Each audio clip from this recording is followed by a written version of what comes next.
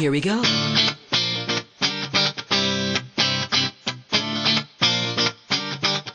Let me lift you up. We'll go right to the top. Let the sun come up. Together we can fly. All our hearts collide. Stay here by my side. I say we jump, we fly, we reach out to the sky. And it goes on and on and on and on and on. And we go on and on and on and on. And it goes on and on and on and on and on. And we go on and on and on and on. We're gonna fly high, be alive. Yeah, we're gonna fly high, be alive. We're gonna fly high, be alive.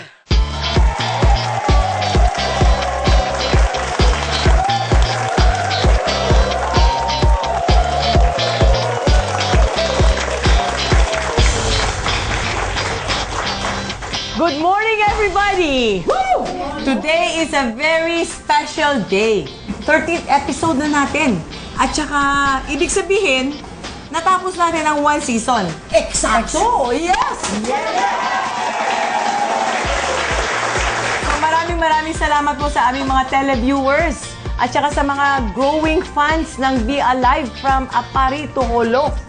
Tama ba yun? Apari to Holo?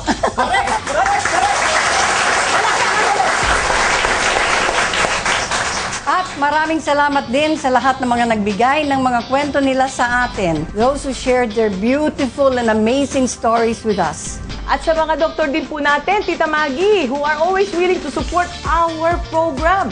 Sama-sama po natin na abot ang tagumpay.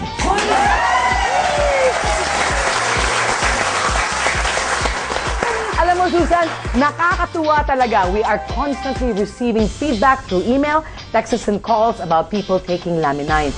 Parang nagkaroon ng Laminine revolution over the country. Oo, ibang klase talaga. Just recently, meron pang tumawag sa atin na over 1,000 people ang nag-register to attend lang a meeting sa Dumaguete City.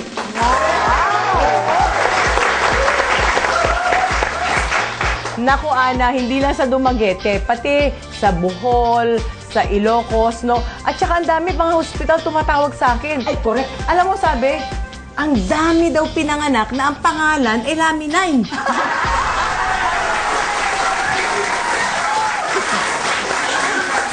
And Susan, sasabihin na ba natin sa audience at televiewers natin ang good news? Ang sabi?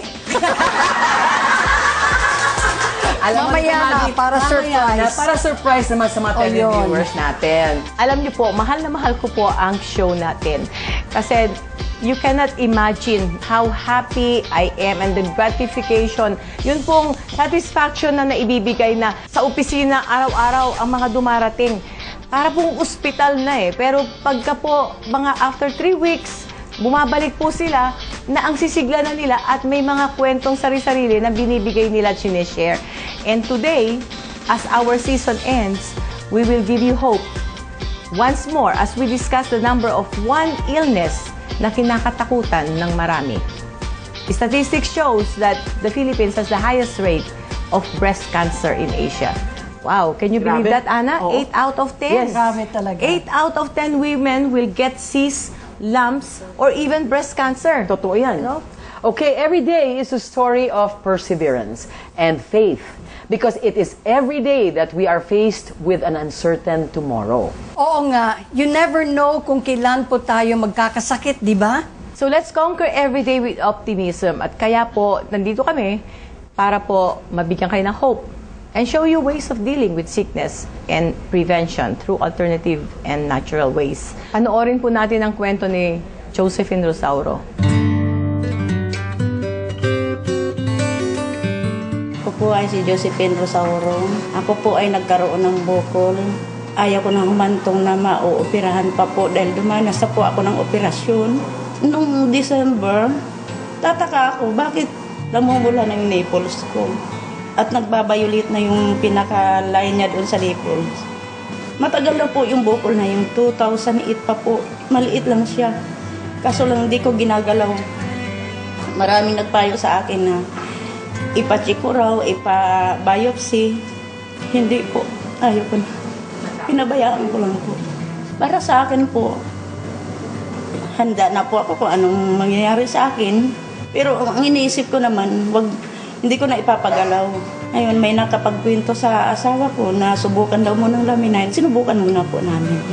Nung nagtik ako ng Laminine, 1 week lang, parang unti-unti siyang lumiliit. After 1 month, wala na. Nagpunta yung asawa ko dito kasi nagtatanong ako bakit makirot. Parang naopera ako na makirot. Ang sabi ng asawa ko, ganyan daw talaga po. Mawawala din yan after 1 week. Totoo naman po. Ngayon, masaya ako po dahil wala na yung bukol eh. Nung nakuha ko yung mammogram result na halos na wala ng maditik, masayang-masaya na po ako.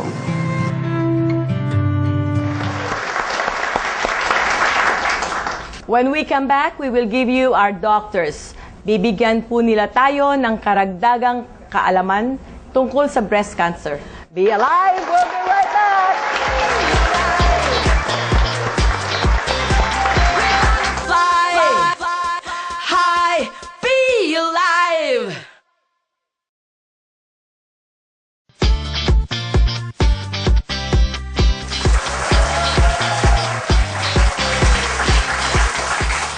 Welcome, doctors. Doctors, ayon sa kwento ni Josephine Rosario, yung nipples daw niya were turning purple na. Ito ba yung mga signs at senyales ng breast cancer? Marami tayong mga senyales kung nagkakaroon ka ng breast cancer. Yung isa nga dito, kadalasan ang nangyari, may nakakapangbukol yung babae o merong lumalabas na discharge na tinatawag, meron ding pain or kuminsan parang namamaga na rin yung nipple. Baka ganun yung halos nangyari sa kanya. Pag ganon, kailangan talaga magpatingin ka na rin sa doktor mo pag merong kang ganong mga sintomas. Saka di ba, doktora, when you have symptoms of a breast cancer, nagsisimula yan sa cyst, di ba? Dapat hindi binabiopsy yan kung nasa loob ng katawan, kailangan tanggalin muna. Isn't it true? Actually po, meron pong mga ibang paraan. Yung self-examination, at around 20 years old, you do your self-breast exam. And then, recommended 20 to 30 years old, every 3 years, clinical breast exam. Yun yung sinasabing done by a clinician, done by a doctor. Pero pag if you're above 40, every year dapat nagpapa-clinical breast exam ka, and then your doctor will recommend kung magpapamammogram ka, or meron tayong tinatawag na mga babaeng at risk, yung pwedeng nasa genes or may mga risk factor na parang mas prone sila magkaroon ng breast cancer, doon nagkakaroon ng attention or mas madalas na pagpa-check up with their breast. Yung bang mas maliit ang breast, mas prone o yung mas malaki o walang rule? It doesn't really matter whether it's small or large. The risk factor is on both. Either it's because of your age, the family background, or sa race. Pero doctor, bakit nasa statistics ngayon that the Filipina woman has the highest incidence now of breast cancer? Simply because of 3 factors. Their propensity to alcohol. Second is their aggressiveness on sex. And then the third is the food or the dietary habits. May nabasa din po ako na there is breast cancer also for male. It doesn't mean na women lang ang nagkakaroon ng breast cancer. So, pero mas marami lang talaga ang sa babae than in male. Pero hindi porke lalaki kayo, hindi kayo magkakaroon. So, pag meron din kayong nararamdamang sintomas na katulad ng sinabi ko, patingin na rin kayo kahit lalaki kayo. Actually, doctors, I had an experience with a cyst, no? I am diabetic, so siyempre, pag diabetic ho tayo, prone ho tayo sa mga sakit din. Every year without fail, kasi ang dami ko ng kaibigan may breast cancer, siguro mga 5. Yung mga talagang malapit din sa akin, no? Every year nagpapamammogram ako. And then after that, sabi sa akin ng doktor, in 6 months time, magpapa-opera ka na, kasi yun yung mga tipong cyst na pag left unattended, yun ang nagiging cancerous. Si Tita Maggie, kinulit-kulit ako, mag-take daw ako ng Laminine. Sabi ko, ano na naman ito, diba? So, okay, try lang, diba? I took the Laminine not for the bukol, but for my diabetes. So, 6 months later, I went back to the hospital. Sabi ng surgeon ko, we're already pinpoint yung coordinates ng bukol para maitanggal na natin, no? So I went to the hospital, ultrasound, yung technician pa lang nandun. Sabi niya, ma'am, pwede matiintay yung doktor kasi parang medyo hazy, no? Tapos dumating yung doktor, the doctor was trying to locate it also, no? Sabi niya, are you sure you had a cyst? I said, yes, doctor. Dala ko yung dati kong recommendation ng surgeon. Sabi niya, I cannot find it. Laging paulit-ulit ni Susan na sinasabi sa lahat ng naging show natin na pinakamaganda is bago ka pa magkaroon ng cancer, maglaminain ka na nang mai-prevent. Can you imagine yung sa akin, naghanda na po ako ng magkano para dun sa operasyon. Hindi ko natuloy dahil sa laminay.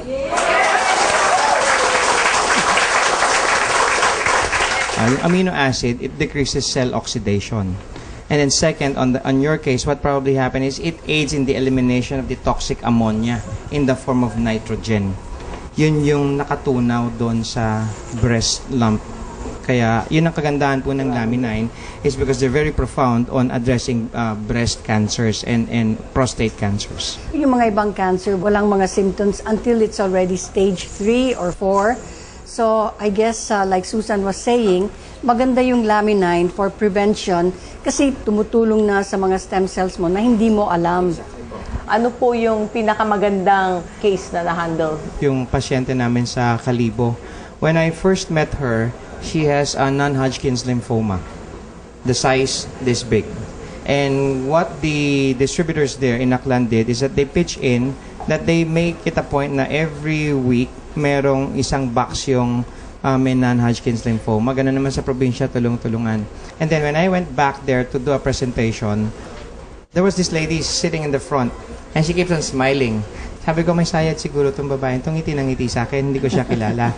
And then after the presentation, she approached me. Sabi niya, Doc, hindi mo ako natatandaan. Sabi ko, hindi po eh. Sorry. Ako ho yung merong non-Hodgkin's lymphoma. I go, what? Ano nangyari? Kasi maliit na lang, bukol na lang eh.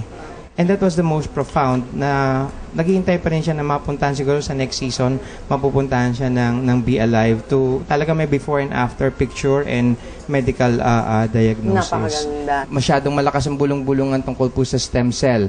I would like to reiterate, this is not a stem cell therapy. This is a cell repair kit or a cell repair mechanism that is totally unique because the world has not seen this before. Tayo pa lang po ang meron dito sa Philippines and it addressed a lot of health issues from A to Z. Napanood niyo po yung ibang mga episodes. Wala pong mawawala sa inyo kung susubukan nyo. Huwag po kayong matatakot dahil hindi po ito galing sa katawan ng tao, hindi ito galing sa embryo, hindi ito galing sa umbilical cord, at lalong hindi galing sa ovine or bovine. This is a fertilized avian egg extract and this has been present since 1929 pa.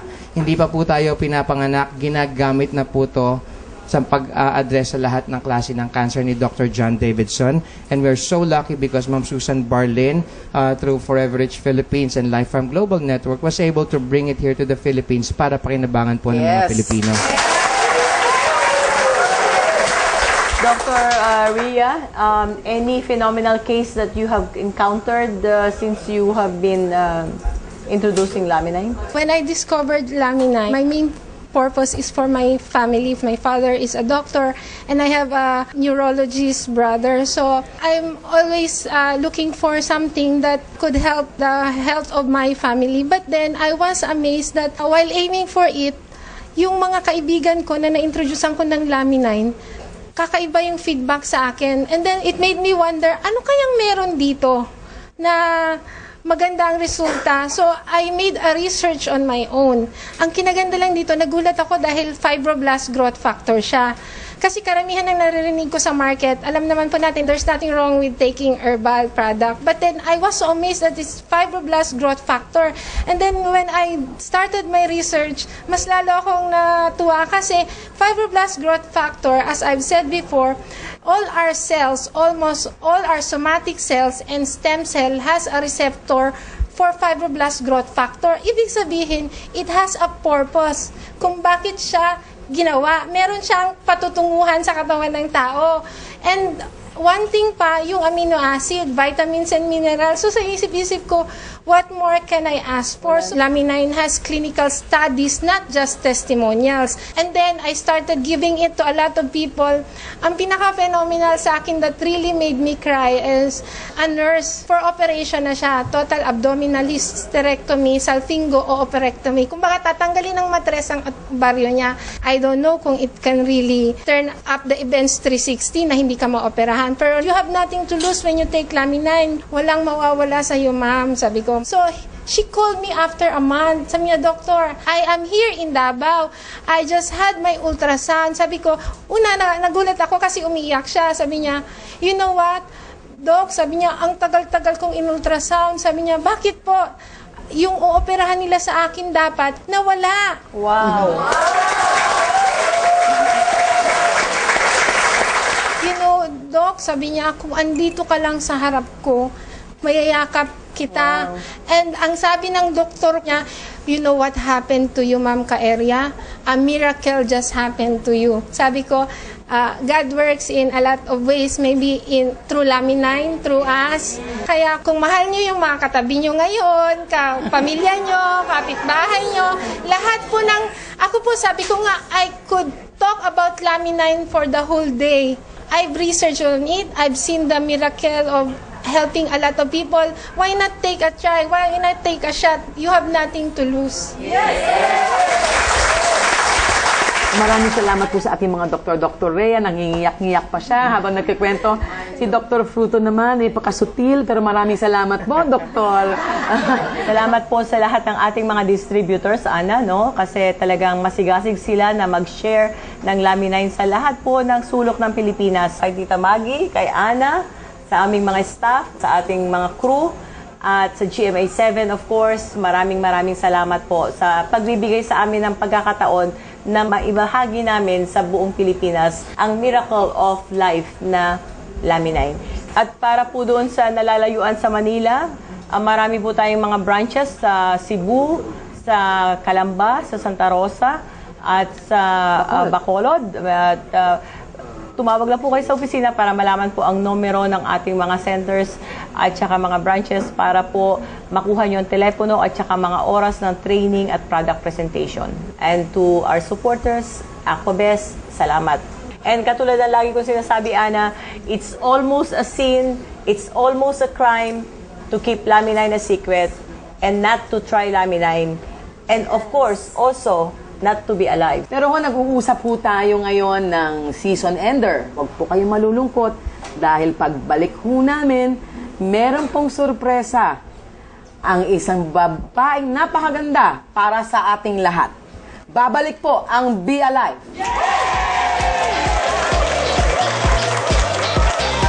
We're gonna fly high, be alive.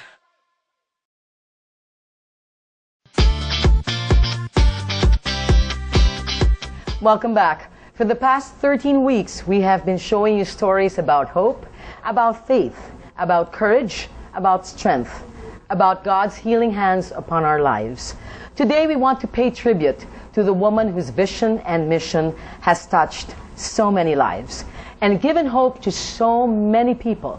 Kung hindi po dahil sa kanya, maaari pong hindi nakarating ang Lamine sa bansa natin. Malaking pasasalamat po natin lahat sa isang babaeng tinatanaw nating ina at haligi ng Forever Rich Philippines Incorporated.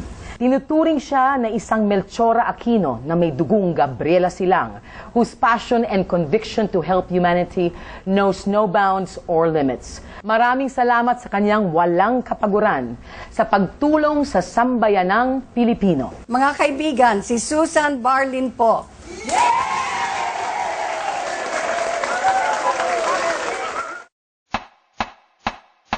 Napakarami pong magandang nangyari mula po noong March 2011. Mag-iisang taon na mula nung dinala natin ang Lamine dito sa Pilipinas. Kuminsan hindi ka panipaniwala kung ano po ang mga iba't ibang uring tao na dumarating sa opisina. Papasalamat, humihingi ng tulong at nakikita namin kung saan nagsimula. Mula noong dati silang may karamdaman at tapos naging happy story na. And lalo na nga noong inilabas na ang Be Alive at talagang lahat po ng sulok ng Pilipinas, no? Maraming tumatawag, nakakataba ng puso, parang mission accomplished. And I know, wala pa po sa kalingkingan ng Pilipinas ang pwedeng nating matulungan. It's very rewarding, pero syempre maraming challenges. Bawat isang tao na natutulungan ng produkto ay sulit po. At the end of the day, uuwi kami kasama lahat ng mga empleyado na kahit pagod na pagod silang lahat, pati yung mga distributor natin, natutuwa sila na talagang hindi ho pangkaraniwang negosyo to. Talagang parang mission na talaga. Itong March ang ating anniversary and ang naging concentration ng first year, ayun talagang may mga karamdaman. Hindi lang ito para sa may karamdaman. Huwag ho natin hintayin na magkaroon tayo ng karamdaman. Ito pong produktong ito ay para po maiwasan na magkaroon tayo ng karamdaman. Dapat mag-umpisa na ho kayo ng preventive, no? And kung gusto nyo rin magpaganda, tignan nyo po ako. Kung makikita nyo nung una, pumayat po ako. Nakita nyo naman ho, to see is to believe. No? Maraming magagawa talaga yung Laminine. Nag-iimbita rin po kami ng mga distributor dahil po hindi po namin kayang abutin ang 95 million Filipinos from Apari to Holo. Samahan nyo po kami na ipamalita at abutin ang lahat ng Pilipino na may sakit, may karamdaman, walang sakit, ayaw magkasakit, at yung nangangailangan na may karagdagang kita. It's so simple po. At saka talagang hindi po kayo mapapahiya sa produkto dahil talagang it works. Satisfaction guaranteed. Who is Susan Barlin? Then and now, no? Susan Barlin continues to be strong and to be a role model to others na sana po maipakita ko na kung nakayanan ko, kaya nyo rin po. At huwag ho tayong bibigay kaagad. Kung naniniwala kayo sa ipinaglalaban ninyo, ituloy nyo po. Huwag po kayong manghina ng loob at wala pong dahilan para kayo ay umiyak na lang at umupo sa isang sulok para kaawaan nyo ang sarili nyo. Gusto po ni Susan Barlin ngayon na hindi lang sa makapagbigay ng sagot sa inyong karamdaman, maaring sa physical, emotional, mental, o financial, no? Ang gusto ko sana ay through Laminine, no? Ma-inspire kayo. Hindi ho ninyo kailangan maging mayaman, hindi nyo ho kailangan maging babae, lalaki. Wala akong pinipili ang paggawa ng mabuti. At noon pong nag-umpisa kami, intention lang po at salita ang inumpisahan kong ibigay sa inyo. Ngayon po, marami na po ang makakapagbigay sa inyo ng testimonial na talagang totoo po yung sinasabi namin. At totoo po na ang produkto ay maganda. At pumunta po kayo sa opisina, you will meet many people who can attest at makakapagpatibay po na talagang lahat po ng mga nasa opisina, pareho lang po ng puso katulad ko. Gusto pong tumulong. Magmula sa aking mga empleyado, magmula po sa production natin, pati po GMA7, ang ating mga doctors dito sa Philippines at mga medical professions, and even government officials and military officials and members, they do have an open mind. Keeping an open mind means that you really want to explore anything that would serve who you are serving. I salute you.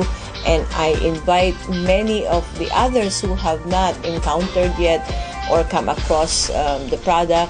When I do something, I don't do it small. I do it big. So, abangan nyo po because we plan a major roadshow from the north to the south of the Philippines ng Be Alive to bring to you Laminine. What I want most is to touch every Filipino's heart and let them experience what I experience, the joy of giving. How it can be so gratifying po. Napakasarap po ng tumulong. Napakasarap po ng maglingkod. At kung magkakasama tayo, malaki po ang magagawa natin para sa bansa nating Pilipinas. And it's time to be alive. Fly high, Philippines!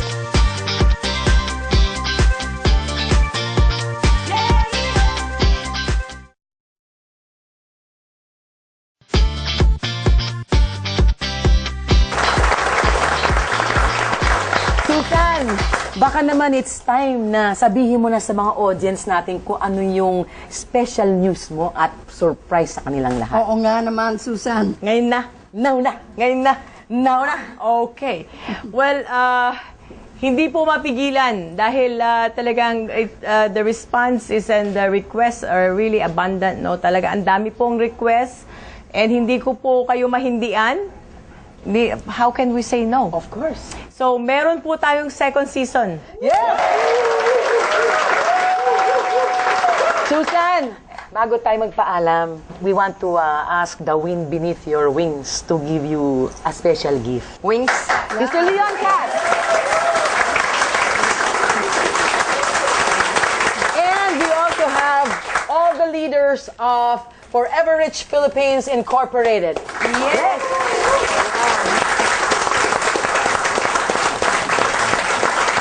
We also want to thank all the staff of Be Alive team, yung ating crew members, and the staff also of Forever Rich Philippines dahil kung wala rin po sila, hindi na natin magagawa yung gusto natin mangyari. So, abangan po ninyo. Ang second season po natin is full of surprises. Napakaganda po. Mas gagandahan po namin at mayroon pa pong karagdagan na mga episode, hindi lang po sa kalusugan, kundi po sa kabuhayan. So, we're working hard. Kami nila Direk, Ana, Miss Maggie, and our staff and my leaders are going to give you a much, much better second season of Fly High!